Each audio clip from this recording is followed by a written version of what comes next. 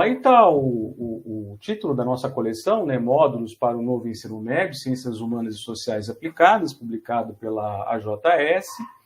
E eu chamo a atenção nesse primeiro slide para algumas características que eu acho que têm a ver com esse processo de redação do material. Primeiro é a questão do diálogo como fio condutor pela elaboração desse material didático. Nós fizemos muitas reuniões para a gente discutir e fechar tanto a estrutura dos capítulos como a maneira como cada disciplina ia entrar num conjunto de 6 capítulos que compõem cada volume, né? Bom, o desafio, portanto, era o desafio de escrever a 12 mãos, isso não é nada trivial, né? A partir de uma perspectiva de ensino e aprendizagem nova. Então, não era só o fato de estarmos 6 pessoas escrevendo um material, mas escrevendo um material em que a gente tinha que conversar muito e, ao mesmo tempo, pensar, não é, essa nova perspectiva de ensino, esse novo ensino médio. Daí, então, surgiu, né, e a gente tentou trabalhar nessa perspectiva, uma articulação entre temas e problemas a partir justamente dessa perspectiva interdisciplinar que o Roberto já chamou a atenção. E nesse contexto, a gente tentou buscar justamente o lugar de fala de cada disciplina no âmbito das ciências humanas. Então, portanto, a construção desse material, ela passou por um debate intenso, semana a semana, para que a gente pudesse encontrar o lugar de cada disciplina dentro dessa perspectiva, né? Bom, e aí a gente pode dizer assim, que a história começou com a determinação, que foi uma determinação muito conversada também, dos temas centrais da coleção. Temas centrais que suscitaram desafios, temas centrais que foram pensados tendo em vista a formação para a cidadania. Então, para quem já acompanhou o material no site da editora, há um volume intitulado Indivíduo, Natureza e Sociedade, outro volume, Os Tempos e os Espaços nas Cidades, Territórios e Fronteiras, Ética, Política e Trabalho, Relações de Poder e Conflitos, Culturas e Diferenças. É claro, cada um desses temas, a gente olha para eles e a gente percebe, em alguns, vamos dizer, eu enxergo melhor a história, em outros eu enxergo um pouco mais a geografia, em outros parece que a filosofia, não é, tem, vamos dizer, um papel mais preponderante, em outros a sociologia parece se apresentar como o carro-chefe. Mas, na verdade, todas essas disciplinas estão presentes em todos esses temas. Como alguém da área da filosofia, eu posso dizer que foi um desafio muito grande para a gente, para mim e para o André, por exemplo, conseguir fazer com que a filosofia conversasse com outras disciplinas a partir desses temas. Por exemplo, Indivíduo, Natureza e Sociedade, ou Ética, Política e Trabalho. O volume intitulado Territórios e Fronteiras foi uma coisa bastante desafiadora para a gente, porque nós trabalhamos junto com as pessoas da geografia para a gente constituir um capítulo que falasse de aspectos importantes quando se fala de movimento de refugiados e movimentos imigratórios. Então, esse acho que foi talvez o nosso maior desafio na construção dos nossos textos. Bem, e aí o Roberto passou um pouco já pela estrutura dos capítulos, mas eu queria enfatizar um pouquinho mais no sentido de dizer que cada volume e cada capítulo, eles contêm temas e problemas que são disparadores para a reflexão. Mas por que esses temas e problemas estão aí e por que eles são disparadores? Porque a gente busca o protagonismo dos estudantes. Quer dizer, os estudantes são o tempo inteiro motivados, convidados, provocados, não é, a pensar temas que são temas atuais, mas que têm relações com temas já tradicionais na filosofia, na história, na geografia e na sociologia. Então, qual que é a estrutura desses capítulos? A gente pensou num equilíbrio entre narrativas, textos didáticos, documentos, imagens, gráficos, artigos de jornal, excertos de textos clássicos das ciências humanas. Não só textos clássicos, mas textos contemporâneos também. E aí, cada capítulo tem seções distintas que têm funções bastante específicas. Por exemplo, Cada capítulo começa com a narrativa. Roberto acabou de projetar aí um capítulo que trata sobre trabalho e há um texto ali, né, escrito por uma pessoa, por alguém. Às vezes a gente coloca uma música ali a letra de uma música na narrativa. Às vezes essa letra de música é acompanhado, esse texto é acompanhado de imagens, que, vamos dizer assim, é um elemento importante nessa obra. As imagens não estão colocadas ali de maneira casual, elas foram pensadas, deu muito trabalho para ir atrás dessas imagens, elas estão pensadas ali em articulação com os textos ao lado do qual elas estão. Não é? Então, essa seção narrativa, que ela tem justamente a função de criar um universo de problematização de temas e problemas que serão discutidos ao longo do capítulo, a partir dessa sessão, precisamente, então, é que nós vamos começar a nossa, vamos dizer, o nosso texto didático e autoral, né? Que é uma coisa que vai, vamos dizer, aparecendo em determinados momentos nos nossos capítulos, em que se aprofunda a discussão do tema central desse capítulo ou do problema central desse capítulo. Novamente, essa exposição é sempre acompanhada de imagens e essas imagens dialogam justamente com os temas e problemas que são abordados. Elas têm, portanto, vamos dizer, a função de, junto com os textos, levarem os alunos a pensarem esses temas e esses problemas. Muito bem. Só que o que acontece? A gente muitas vezes vê trabalha com livro didático, acho que todo mundo aqui já passou por isso e passa por isso, e às vezes você tem lá uma estrutura de texto em que há uma longa exposição e no final você tem lá algumas questões colocadas. Nós tentamos mudar um pouco isso, né? Por exemplo, a gente tem uma seção Pare e Pense, que é uma seção que, como diz o texto, ela oferece um apoio para a leitura dos textos explicativos, quer dizer, daqueles textos autorais e didáticos, propondo questões que levem o aluno, o estudante, a pensar, não é? Justamente naqueles temas que foram trabalhados.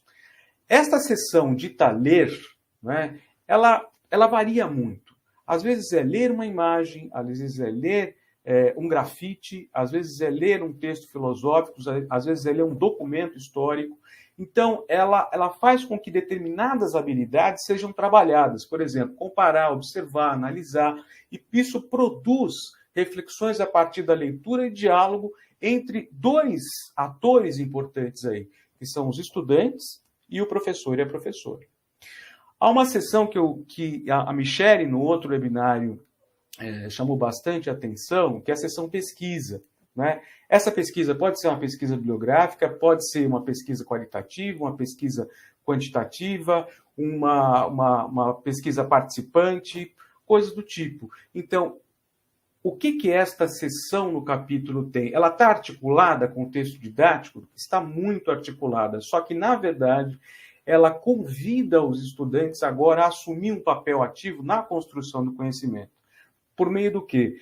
Coletando novos elementos, criando novas ideias para uma reflexão que não é uma reflexão solitária, mas é uma reflexão conjunta, portanto, dialogada entre professor e colegas, né?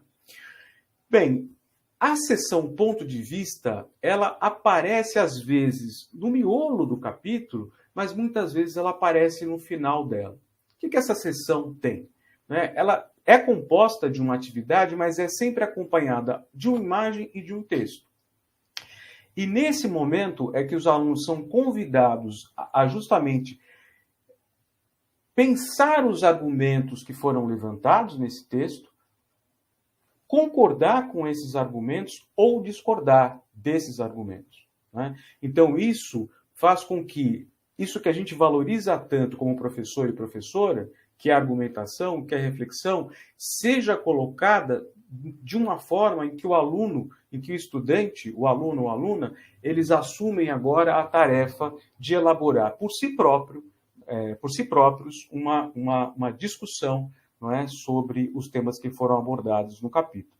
E, finalmente, uma sessão releitura, que é uma sessão que, como diz o texto, ela é uma síntese de tudo aquilo que foi trabalhado no capítulo, mas de tal forma que os estudantes deem um passo a mais, não é? No sentido de consolidar, vamos dizer, as suas reflexões sobre os temas e problemas que foram abordados. Ao final de cada capítulo, é importante enfatizar uma sessão que eu considero uma sessão que deu muito trabalho para a gente, que é a sessão Ler, Assistir e Navegar. Por quê? Porque lá a gente está indicando livros, artigos, filmes, documentários, sites, não é, que tem o papel, o objetivo de ampliar os conceitos e ideias que foram trabalhados no capítulo, né? Então, nesse momento, tanto professores, professoras, alunos e alunas têm a oportunidade de, através dessas indicações, aprofundar, não é, as discussões que foram conduzidas ao longo do capítulo. E, finalmente, não é, uma sessão Enem, não é, com questões desse exame nacional do ensino médio, mas questões que foram pensadas tendo em vista os conteúdos que foram trabalhados. Vocês imaginem assim, a gente foi procurando nas questões do Enem aquelas que, de fato, tinham uma articulação com o capítulo que foi redigido. Bem, isso colocado, eu vou chamar a atenção para alguns exemplos de temas atuais, né? Eu não vou passar por todos os volumes, eu escolhi, se eu não me engano, são 4 volumes aqui, o primeiro deles, que eu vou falar, Indivíduo, Natureza e Sociedade, e vou chamar a atenção para 2 capítulos aí. O primeiro deles, Mundo da Ciência e a Ciência no Mundo. Esse capítulo é fundamental e ele ganha relevo e importância, tendo em vista o momento em que nós estamos vivendo. Toda vez que nós ligamos a TV, abrimos o jornal, olhamos um site, a gente vê sempre a valorização da ciência. Defenda a ciência e junto com ela vem defenda o SUS, né? Então, justamente esse capítulo, ele faz uma discussão da ciência, mostrando como, não é, se chega a uma teoria científica, que elementos são importantes para isso, o que é uma hipótese, como essa hipótese pode ser testada, mas que não se reduz a esse tipo de discussão, bastante própria da epistemologia e da filosofia da ciência para quem é da área da filosofia.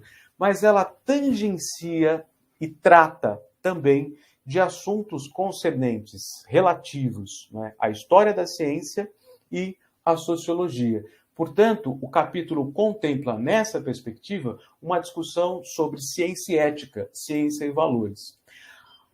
Um contraponto a isso aparece justamente no capítulo Antropoceno e os seus limites do capitalismo, no qual a discussão que foi apresentada no capítulo sobre ciência, ela é ampliada, né, pensando-se agora como é que eu penso a sociedade, como é que eu penso o mundo, tendo em vista as transformações que nós, seres humanos, impomos à natureza. Esse é um exemplo.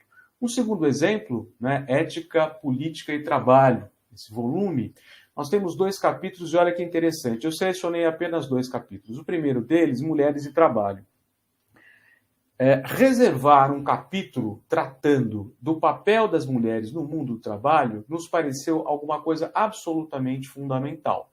Então, por isso, neste volume, há um capítulo exclusivamente dedicado a isso, né? O Roberto trabalhou, passou rapidamente aí um outro capítulo sobre trabalho, mas esse, eu acho que ele, vamos dizer assim, discute, trata de um tema que nos é muito caro hoje, né? Recuperar e pensar, refletir e defender o espaço das mulheres no mundo do trabalho. Reconhecer o seu trabalho, tanto dentro ou fora de casa. Pensar como é que esse trabalho dentro de casa precisa ser acompanhado, né, pelo seu esposo, seu companheiro ou companheira.